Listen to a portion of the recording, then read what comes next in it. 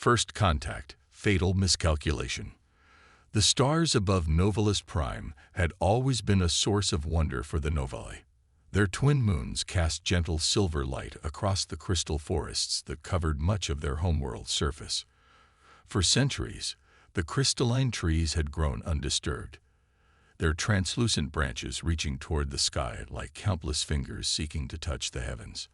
High Commander Thala stood on the observation deck of the Planetary Defense Headquarters, her four arms crossed tightly against her chest.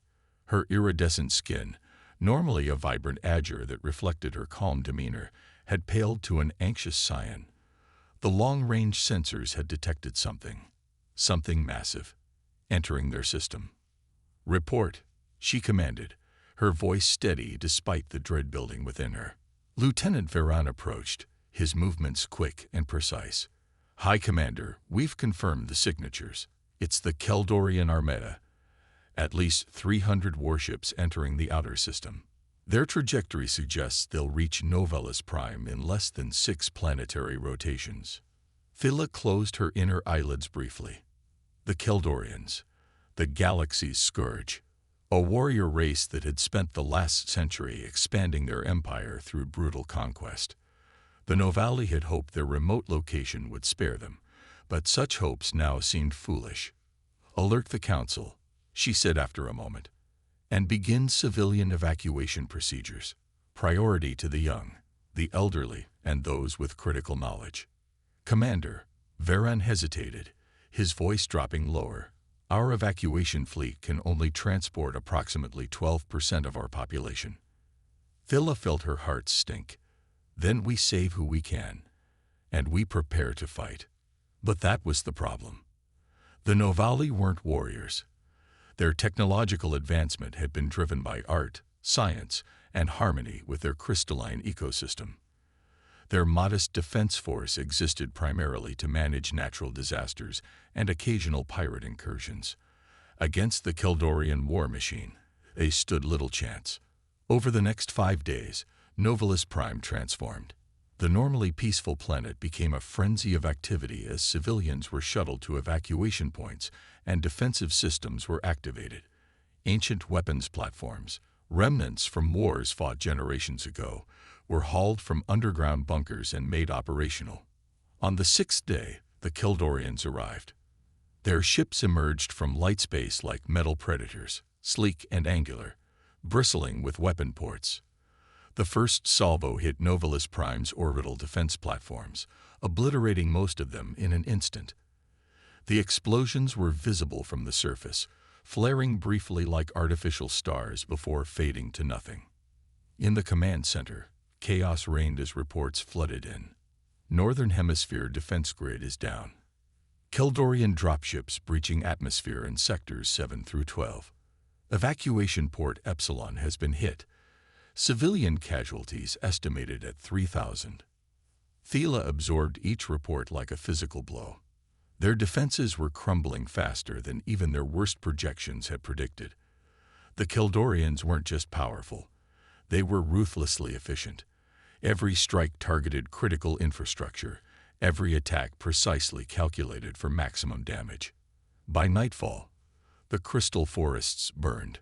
The trees, despite their appearance, weren't actually made of crystal, but a silicon-based biological material that, when damaged, shattered into razor-sharp fragments that ignited in the oxygen-rich atmosphere.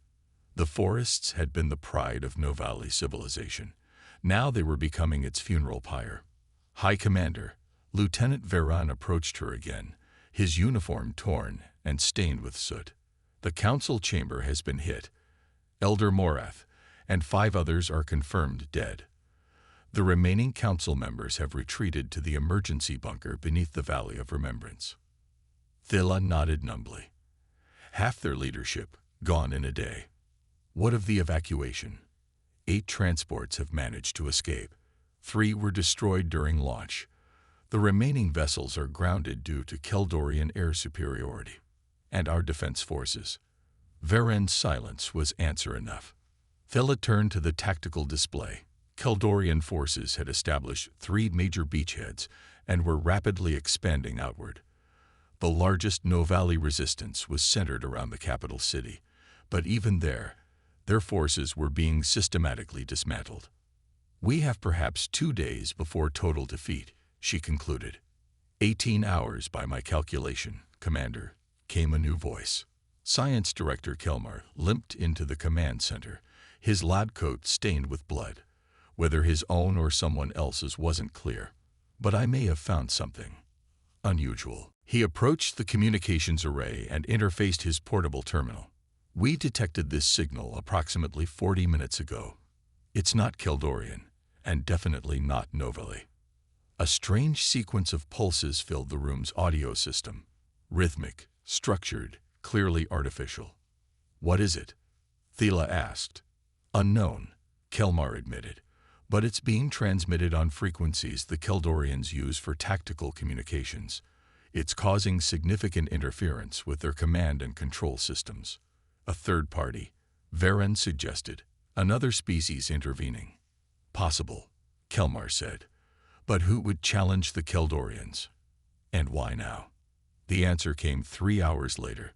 Thela was coordinating the defense of the planetary water purification complex when the sky changed. It started as a shimmer, like heat distortion on a summer day. Then, high in the atmosphere, points of light appeared, dozens, then hundreds of them. "New contacts," the sensor operator shouted. Massive energy signatures descending through the upper atmosphere. "Keldorian reinforcements?" Thela asked, her voice tight. "Negative," the operator responded, confusion evident in her voice. I don't know what these are. They're not matching any known configuration." The points of light grew larger, resolving into sleek dark objects plummeting toward the surface at impossible speeds. They should have burned up in the atmosphere, but instead they maintained their integrity, trailing blue energy that looked almost like flames. "Impact imminent," someone shouted. But they didn't impact, at least not in the catastrophic way Thela expected. Instead, the objects decelerated abruptly about 2 kilometers above the surface, then continued their descent at a controlled pace. And they weren't falling randomly. They were targeting the Keldorian positions with uncanny precision. "Those are drop pods," Varen breathed, watching the tactical display with wide eyes. "Combat drop pods." The first pod landed in the center of the largest Keldorian beachhead. There was no explosion, no shockwave. Instead, the pod simply opened, and figures emerged, bipedal, clad in armor unlike anything Thela had ever seen. Matte black with subtle blue illumination along the joints, the armor made the beings look more machine than organic. More pods landed, disgorging more armored figures. Within minutes, hundreds of them had deployed across the Keldorian controlled territories. Then the slaughter began. The newcomers moved with terrifying speed and precision. Their weapons, sleek rifles that fired pulses of blue energy, cut through Keldorian armor like it was paper. The Keldorians, caught completely by surprise, responded with their characteristic ferocity, redirecting forces to counter this new threat. It made no difference. The armored figures systematically dismantled the Keldorian forces. They worked in perfect coordination, using tactics that seemed to anticipate every Keldorian countermove. Where the Keldorians concentrated force, the armored fighters would scatter, picking off stragglers and cutting supply lines. Where the Keldorians tried to establish defensive positions, the fighters would strike from multiple directions simultaneously, leaving no angle uncovered. Varen couldn't find the words. "Magnificent," Kelmar finished for him, watching the tactical display with scientific fascination. Whoever they are, their understanding of Keldorian tactics is perfect. They're not just fighting. They're countering the specific weaknesses of Keldorian battlefield doctrine. Thela watched as the largest Keldorian ground force, nearly 10,000 warriors who had been advancing on the capital, was reduced to scattered pockets of resistance in less than an hour. "Commander," the communications officer called out, "we're receiving a transmission. It's on all frequencies, directed specifically at our command infrastructure." "Put it through," Thela ordered. A voice filled the command center, calm, measured, and speaking in perfect Novalis, though with an accent Thela had never heard before. "This is Captain Helena Rhodes of the Earth Defense Force Rapid Response Battalion. We've detected the Keldorian invasion of your world and have deployed intervention forces. Please maintain your defensive positions and avoid engaging with our troops. We will eliminate all Keldorian ground forces within the next 12 hours. Afterward, we request a diplomatic meeting to discuss mutual defense against the remaining Keldorian fleet." The transmission ended, leaving stunned silence in its wake. "Earth?" Varen finally asked. "Who or what is Earth?" Kelmar was already accessing the database. Earth, also called Terra by its inhabitants, third planet of a star system approximately 1,200 light-years from here, inhabited by a species known as humans. He looked up, his expression puzzled. "But this makes no sense. According to our records, they're a pre-FTL civilization. They shouldn't have the capability to reach us, let alone deploy military forces like this." Yet the evidence was undeniable. As they watched, the tactical display showed Keldorian forces in full retreat, abandoning equipment and positions as they desperately tried to reach their dropships. Few made it. The armored figures, humans, apparently, pursued them relentlessly. "Commander," Varen said quietly, "I think we may have just witnessed the arrival of a new power in the galaxy." Thela nodded slowly, her gaze fixed on the display where blue markers representing the human forces continued to multiply across the surface of her world. "And it seems," she replied, "that we are fortunate they consider us worth saving. Desperate alliance, thunderous victory." Dawn broke over the shattered landscape of Novalis Prime, sunlight catching on the fragments of crystal trees and creating a prismatic display that would have been beautiful under different circumstances. High Commander Thela stood at the landing zone that had been cleared near the command center, waiting for the arrival of the human delegation. The past 12 hours had been a blur of activity. True to their word, the human forces had systematically eliminated all Keldorian ground troops. The efficiency of their operation was unlike anything Thela had ever witnessed, methodical, precise, and utterly ruthless.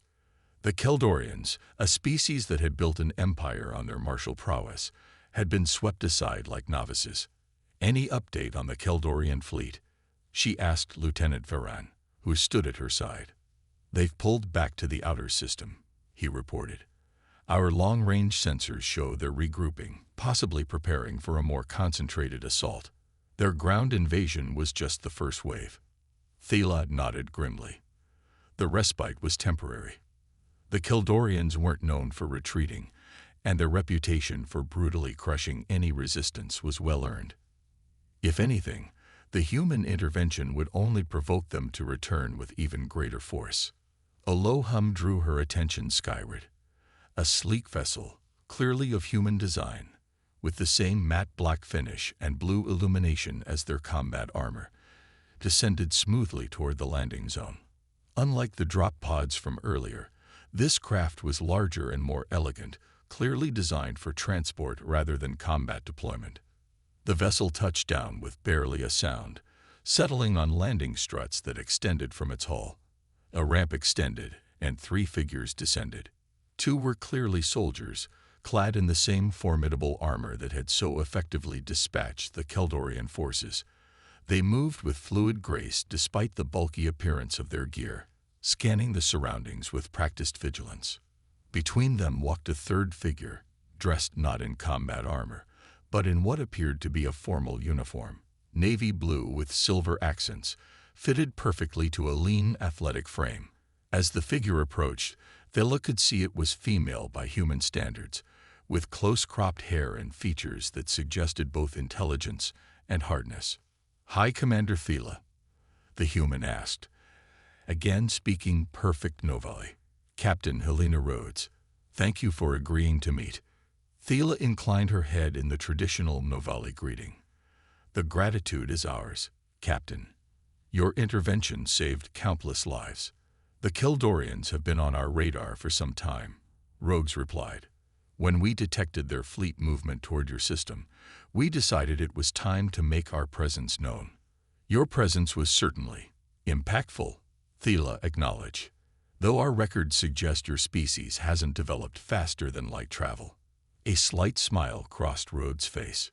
Your records are outdated. Earth has chosen to maintain a low profile in galactic affairs while we developed our technology and assessed potential threats. The Keldorian Empire rose to the top of that threat assessment. She gestured toward the command center. Perhaps we should continue this conversation inside. The Keldorians won't remain passive for long, and we have much to discuss about the defense of your world. Once inside, Captain Rhodes wasted no time. She interfaced a small device with the Novalis tactical systems, and immediately the display expanded to show the entire star system in detailed resolution, far more detailed than the Novalis sensors could provide. The Keldorian fleet consists of 342 vessels of various classes, she explained.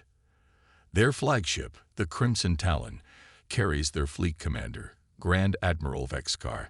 He's a veteran of 17 planetary conquests and is known for his adaptive tactics. Thela exchanged glances with Science Director Kelmar, who had joined them. The humans' knowledge of the Keldorians was impressively thorough. The good news, Rhodes continued, is that we anticipated this invasion and have positioned our own forces accordingly. She manipulated the display, and new markers appeared, dozens of them, positioned strategically throughout the system. The Earth Defense Fleet is currently in stealth deployment around your system. 27 capital ships, 42 frigates, and over 300 strike craft. That's substantial, Veran managed, staring at the display with undisguised awe. The Keldorians have never faced humanity in open warfare, Rhodes said. They don't know our capabilities or tactics. That gives us an advantage, but only temporarily. Once they analyze the ground engagement, they'll adapt. What do you propose? Thela asked. A coordinated defense, Rhodes replied without hesitation. Your forces know this system, its peculiarities and strategic points. Our forces have the firepower and tactical experience with Keldorian warfare. Together, we can not only repel this invasion but deliver a blow that will make the Keldorian Empire reconsider its expansionist policies. Why? Kelmar interjected suddenly. Why risk your forces for our world? What does Earth gain from this intervention? Rhodes regarded him steadily. 2 things, Director. First, practical strategy. If the Keldorians continue unchecked, eventually they'll threaten Earth's interests. Better to confront them here, on our terms, than wait for them to grow stronger. And the second reason, Thela prompted when Rhodes paused. Because it's the right thing to do, the human captain said simply.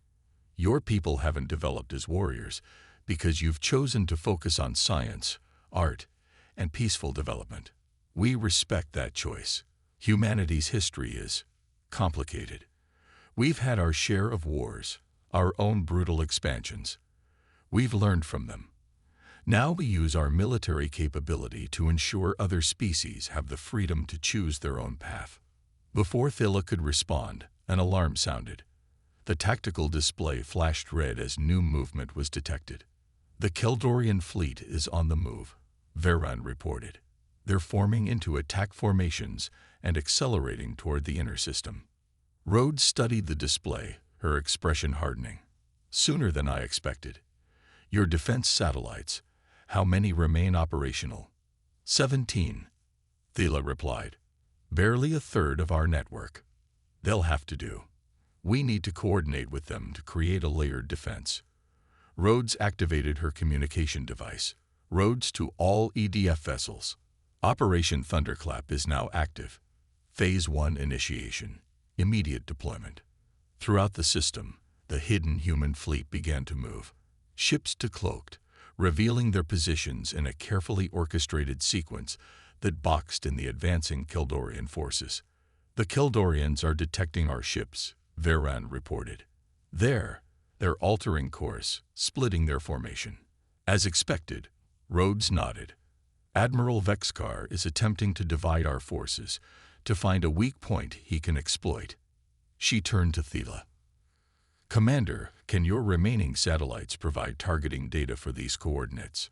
She transmitted a series of positions to the Novalis system.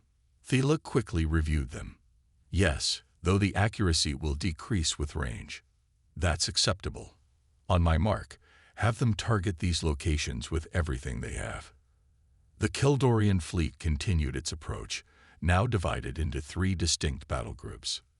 The largest, centered around the massive flagship Crimson Talon, drove straight for Novalis Prime. The other 2 groups curved outward, attempting to flank the human vessels. "They're executing a standard Keldorian envelopment maneuver," Rhodes observed. "Exactly as anticipated." She tapped her communicator again. "All vessels, execute Phase 2. Ground forces, prepare for orbital support operations."